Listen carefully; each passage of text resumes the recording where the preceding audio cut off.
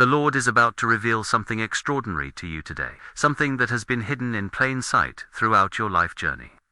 I feel a holy urgency as I share this with you. Valleys are being torn away, and ancient markers in your past are suddenly illuminated by divine light. You've always sensed it, haven't you? That unexplainable feeling of being different.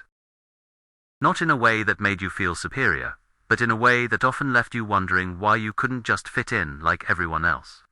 I know this feeling intimately because I walked this same path before you. The confusion, the questions, the moments of profound isolations, these weren't accidents or flaws in your design.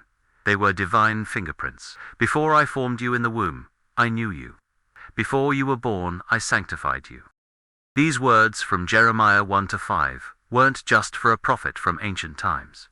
They were whispered over your life before your first breath. The evidence has always been there, woven into the fabric of your childhood. But those who should have recognized these signs often dismissed them, perhaps even suppressed them, fearing what they couldn't understand or control. Your childhood holds the keys to understanding your calling. Like Samuel in the temple, you heard voices that others missed. Your spirit was attuned to frequencies beyond the natural realm, and this scared those who were assigned to nurture you. Instead of helping you interpret these sacred mysteries, they may have told you to ignore them, or worse, convinced you there was something wrong with you. That Sunday school teacher, that youth pastor, perhaps even that parent, the very ones who should have recognized God's mark upon your life, became unwitting barriers to your understanding. They loved you in the ways they knew how, but their own limited vision prevented them from seeing what heaven had plainly written upon your spirit. For now we see in a mirror dimly, but then face to face. Now I know in part, but then I shall know just as I also am known. 1 Cording shows, Trezi Dozy. The first sign was your unusual sensitivity. While other children could brush off harsh words or uncomfortable situations, you absorbed everything deeply. You felt not just your own emotions, but the weight of others' feelings too. What they called being too sensitive was actually a prophetic gift in its infant stature, divine capacity to perceive beyond the surface of things. Then there was your inexplicable awareness of spiritual realities. Remember those moments when you sensed something holy or dangerous that no one else seemed to notice. How you could walk into a room and immediately know if something was wrong. You weren't imagining things. Your spirit was responding to realities beyond physical sight. Your questions, those endless questions that often frustrated adults around you, formed the third sign. You couldn't accept simplistic answers about God, life, and purpose.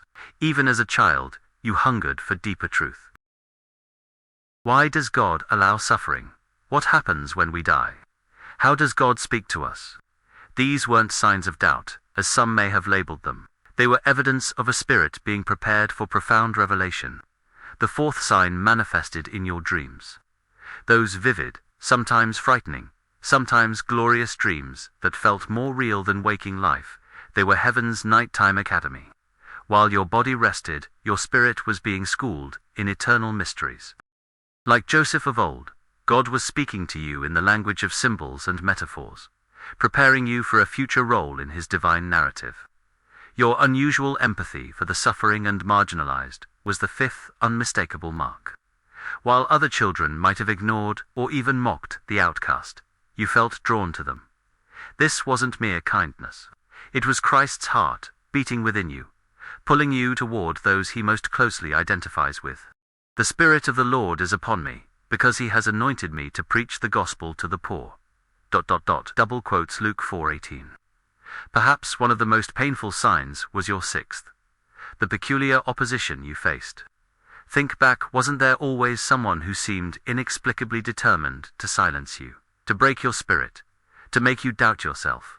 That childhood bully, that disapproving relative, that dismissive teacher, they weren't random difficulties. They were unwitting instruments, testing the authenticity of your calling.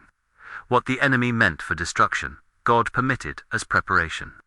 The seventh sign was your natural tendency toward solitude. While it might have been labeled as shyness or social awkwardness, those times alone weren't empty. They were filled with an awareness of a presence. Like Moses drawn to the backside of the desert, you were being separated for sacred encounters. Your creative expressions formed the eighth sign. Those poems, drawings, songs, or stories that seemed to flow from somewhere beyond yourself, they were early manifestations of the creative spirit God placed within you. Your creations often held depths and meanings you yourself didn't fully understand at the time. They were prophetic utterances in artistic form. The ninth sign was your inexplicable attraction to certain biblical characters or stories. Was there a particular Bible hero whose journey fascinated you, whose struggles mirrored your own in some mysterious way? This was no coincidence. You were recognizing a spiritual ancestor, someone whose mantle and mission find continuation in your own life purpose. And finally, the 10th sign, moments of knowing things you couldn't possibly know. Insights about people or situations that came to you without explanation. These weren't coincidences or lucky guesses. They were early flickers of spiritual gifts, trying to emerge through the vessel of a child. Child of God, these signs weren't random oddities or childhood quirks. They were divine markers, evidence that you were being prepared for something extraordinary. The confusion you felt wasn't because you were broken. It was because you were carrying something too significant to be easily understood, even by yourself. Right now, God is bringing these childhood markers into focus. Not to stir nostalgia, but to confirm your calling and heal the wounds that came from having it misunderstood. Some of those very people who failed to nurture these gifts in you. God is now using them as instruments of confirmation and restoration. That relative who once dismissed your spiritual sensitivity is about to witness the power of your prayers. That religious leader who tried to confine your gift within conventional boundaries is about to see God work through you in ways that transcend their doctrinal boxes. Stand firm in this revelation. Don't retreat into doubt or shame. The very things that made you feel alienated as a child are now being revealed as sacred signposts, pointing to your divine purpose.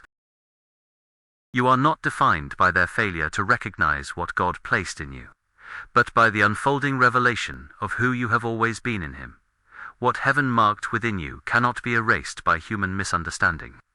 I sense the Spirit moving powerfully now, bringing deep validation to those childhood experiences that left you questioning your place in this world. The confusion you felt wasn't madness, it was the sacred discomfort of carrying something larger than the vessel that contained it. Your childhood isolation wasn't abandonment, it was divine protection. Like David tending sheep in solitude long before facing Goliath, you were being preserved in those lonely moments. The playground where others seemed to connect so icily while you stood apart, that was your training ground. The bedroom where you retreated when the world felt too harsh, that was your holy sanctuary. He who dwells in the secret place of the Most High shall abide under the shadow of the Almighty. Psalm 91 Banding 1. Can you see it now? The sixth sign I mentioned, that peculiar opposition, it came because darkness always contests a rising light. Those who criticized your sensitivity, who mocked your perceptions, who tried to force you into conformity, they were unwittingly fulfilling a pattern as old as Scripture itself. Joseph's brothers couldn't tolerate the dreamer among them. Saul couldn't stand David's anointing. The religious establishment couldn't accept Jesus' authority. Your opposition wasn't random. It was confirmation. Think of that one authority figure from your childhood, perhaps a step-parent, a teacher, or even a religious leader who seemed inexplicably threatened by you. Their reaction wasn't actually about you at all. It was about what you carried. They sensed something in you that they couldn't control, and it triggered their insecurity. What you interpreted as rejection was actually a twisted recognition of your spiritual significance. The wounds they inflicted were real. The words spoken over you left scars that the Lord is healing even now. You're too much. You're making things up. Stop being so dramatic. Why can't you just be normal? These weren't just casual criticisms. They were attempts to silence the prophetic voice being formed within you. But what they meant for harm, God is now using for divine vindication. That new supply, the person they turned to after dismissing you, the one they elevated while diminishing you, is becoming an unexpected ally in God's redemptive story. Patterns are being exposed. Truth is surfacing. What was done in darkness is coming to light. Not for revenge, but for restoration and confirmation of what God has been telling you all along. Your unusual connection with nature, the seventh sign, I feel the Spirit highlighting now, wasn't childish imagination. When you felt that trees were speaking to you, when animals responded to you differently, when storms or sunsets moved you to tears, while others barely noticed, this was your spirit recognizing the Creator's language. The heavens declare the glory of God, and the firmament shows his handiwork. Day unto day utters speech, and night unto night reveals knowledge. Psalm 19. 1 Sampai 2. Creation recognized the Creator's imprint in you. And what about those moments when adults were discussing adult things, thinking you couldn't possibly understand, yet you grasped not just the words, but the hidden motivations and unspoken dynamics? This eighth sign, your preternatural discernment, wasn't you being nosy or precocious. It was the gift of discernment manifesting early, allowing you to see beyond facades into heart realities. The ninth sign was your unusual relationship with time. While other children lived fully in the present moment, you often felt strangely connected to both past and future. History fascinated you, not as distant facts, but as living realities. The future pulled at you with an inexplicable urgency. This wasn't daydreaming, it was a prophetic awareness of your place in a larger timeline. Like Daniel interpreting the times and seasons, your spirit was being calibrated to heaven's chronology. The 10th sign, perhaps the most misunderstood, was your intense emotional and spiritual responses to worship, prayer, or spiritual environments. When others could sit calmly during a service, something in you wanted to weep, to dance, to fall on your face. This wasn't emotional instability, as some labeled it. It was your spirit recognizing its home frequency. The worship that others experienced as a religious exercise was for you a portal into divine presence. I can see how these signs were mishandled by those who should have nurtured them. Instead of helping you steward these gifts, they tried to normalize you. Instead of providing language and context for your experiences, they dismissed them, or, worse, pathologized them. This wasn't just a failure of spiritual insight, it was a form of spiritual gaslighting that left you doubting the very things God was confirming within you. That Sunday school lesson where you asked a question that silenced the room, and the teacher nervously changed the subject.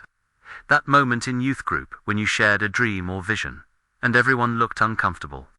That family dinner where you spoke a truth no one wanted to acknowledge, and you were sent to your room. These weren't failures on your part. They were moments when your light shone too brightly for comfortable darkness. The religious spirit cannot tolerate authentic spirituality. The controlling spirit cannot tolerate genuine freedom. The fear-based mind cannot comprehend faith-based perception. Your childhood was marked by collisions between what God was forming in you and what human systems could accommodate. The pain of those collisions left bruises that the Lord is now touching with healing hands. Do you understand what's happening right now? God is not just healing these memories, He's redeeming them. Each misunderstood moment, each dismissed gift, each suppressed expression is being reclaimed as sacred evidence of your calling. Like Joseph standing before his brothers, years after their betrayal, you can now say, "You meant it for evil, but God meant it for good." Genesis 5:20. That childhood friend who suddenly disconnected from you without explanation, they couldn't handle the depth you carried. That relative who always seemed to criticize you specifically, they were reacting to something God placed that threatened their worldview.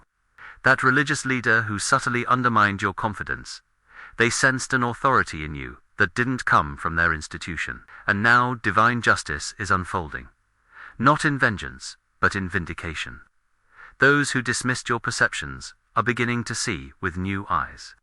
Those who silenced your voice are being confronted with its prophetic accuracy.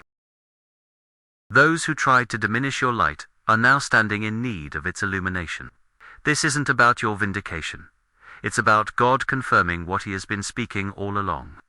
The spiritual sensitivity that made you vulnerable as a child is now becoming your greatest strength. The perceptions that others dismissed are now proving to be divine insights.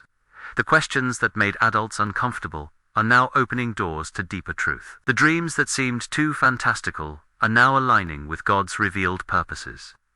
Child of the Most High, I feel heaven's pleasure as these truths resonate within you.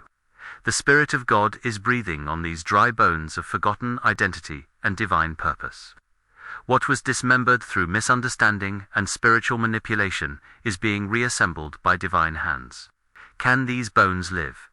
Yes, they are standing now as a mighty testimony to God's faithfulness. Stand firm in this restoration. Don't let doubt creep back in. Don't allow old patterns of second-guessing your spiritual perceptions to reassert themselves. The same voices that tried to normalize your supernatural design will try one last time to pull you back into conformity. But you've come too far. You've seen too much. You've felt the confirmation of heaven too strongly to retreat now. The awakening happening within you now isn't just about validating your past, it's about activating your future. I feel the fire of heaven burning away the last remnants of doubt and confusion that have clouded your vision for so long. The childhood signs we've discussed weren't just interesting anomalies. They were prophetic markers of a divine assignment that is now coming into its fullness. There's a holy acceleration taking place. What the enemy sought to delay through years of misunderstanding and spiritual manipulation, God is now expediting with supernatural speed. For he will finish the work and cut it short in righteousness, because the Lord will make a short work upon the earth. Romans 9:28. The very delays that frustrated you were actually divine protection, keeping you from premature exposure until your character could sustain your calling. Think about those childhood moments when you felt drawn to certain people who were suffering or in need. While other children might have been oblivious or uncomfortable, you felt a compelling urge to offer comfort, wisdom, or help beyond your years. This wasn't just natural compassion, it was the early manifestation of a healing and deliverance anointing that God placed within you. The same sensitivity that made you vulnerable to others' pain is now being refined as a surgical instrument in the hands of the great physician. That religious leader who once made you feel small for asking questions too profound for their theology, they were never your true covering. They were a temporary steward, like Saul was to David, permitted for a season, but never authorized to define your identity or limit your calling. The true authority figures God has assigned to recognize and release your gift are now entering your life, drawn by the authentic fragrance of your maturing spirit. I see clearly now the painful pattern that has marked your spiritual journey. Those you trusted most often understood you least. Those assigned to nurture your gifts often feared them instead. Like David's brothers who criticized him at the battlefield's edge.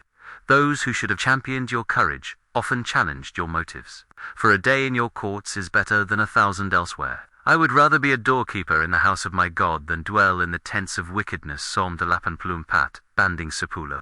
Your deepest desire wasn't rebellion, as they suggested it was authentic connection with divine reality. The confusion you experienced wasn't because God's voice was unclear. It was because human voices created interference. That mentor who instructed you to ignore certain spiritual experiences because they didn't fit their doctrine. That parent who dismissed your intuitive perceptions as overthinking or imagination. That pastor who reinterpreted your encounters with God to fit their theological framework. They weren't evil, they were limited, filtering the infinite through finite understanding. But here's the astonishing thing I'm witnessing in the Spirit. God is now using some of these very same people as instruments of confirmation. That relative who once mocked your spiritual sensitivity is now facing circumstances that only your insights can interpret. That religious leader who tried to confine your gift is now encountering challenges their system cannot address.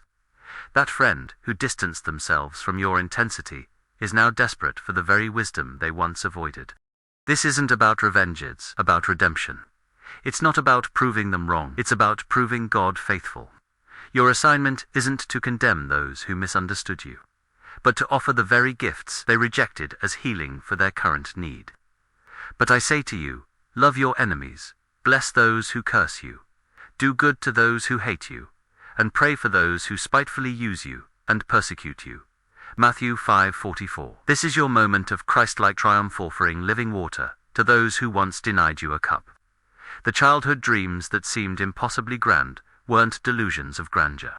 They were prophetic previews of your divine assignment. The places you saw yourself serving, the people you saw yourself reaching, the impact you saw yourself having, these weren't childish fantasies. They were spirit-inspired visions granted to sustain you through seasons of obscurity and preparation. I see clearly now the divine strategy in your life journey. Even your wounds were permitted with purpose. The places where you were most deeply misunderstood became the very places where your greatest empathy and wisdom would later emerge.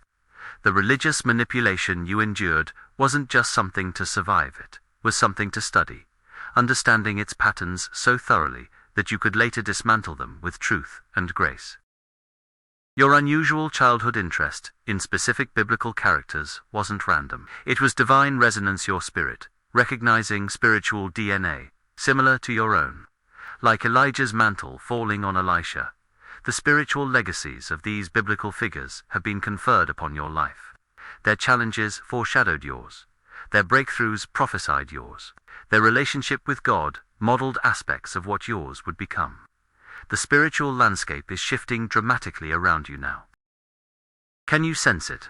The very institutions and individuals that once rejected your insights are now being confronted with challenges that only those insights can address. The religious systems that prioritized conformity over authentic spirituality are crumbling under the weight of their own limitations. For nothing is secret that will not be revealed, nor anything hidden that will not be known and come to light. Luke 8:17. This revelation isn't just for your validation, it's for your mobilization. The gifts that were suppressed are now being commissioned. The voice that was silenced is now being amplified. The perceptions that were dismissed are now being confirmed. Heaven is not just healing your past, it's authorizing your future. Stand firm in this activation. Don't retreat into comfortable obscurity when opposition intensifies. It will intensify. When your light grows brighter, darkness doesn't surrender. It resists more desperately. The same religious spirits that sought to normalize your supernatural design will make one final attempt to discredit what God is authenticating. But you aren't the same person they once manipulated. You've been strengthened in the furnace of misunderstanding. You've been purified in the waters of divine truth. Your assignment now isn't just personal healing, it's kingdom advancement. Those childhood signs of your unique calling weren't meant to remain private validations. They were meant to become public demonstrations of God's power and purpose. The sensitivity that once made you vulnerable is now your greatest strength in discerning truth from deception. The questions that once made you doubt your place now equip you to guide others through their own confusion. I urge you to embrace this divine reclamation fully. Step into the authority that has always been your spiritual inheritance. Speak with the confidence of one who has been vindicated by heaven itself. Move with the boldness of one who has been commissioned by the King of Kings. For God has not given us a spirit of fear, but of power and of love, and of a sound mind, to Timothy 1:7. The time for hiding is over. The season of self-doubt has ended. The chapter of seeking validation from those who cannot recognize heaven's marks has closed. A new narrative is being written, one in which you move in the fullness of your divine design, unhindered by others' limitations and unconfined by religious expectations.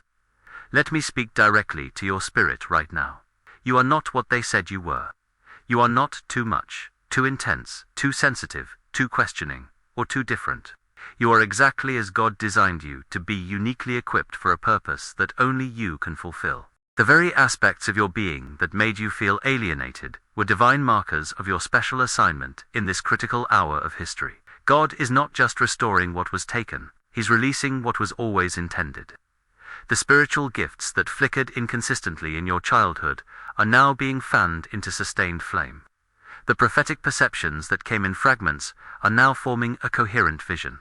The healing presence that flowed occasionally is now becoming a constant river. Will you say yes to this divine commissioning?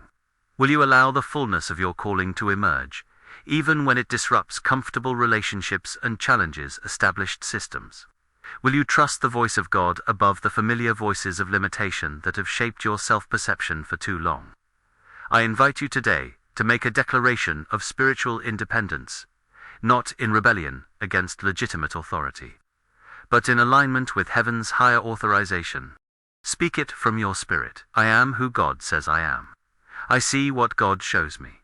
I hear what God speaks to me. I will no longer deny His work within me to make others comfortable.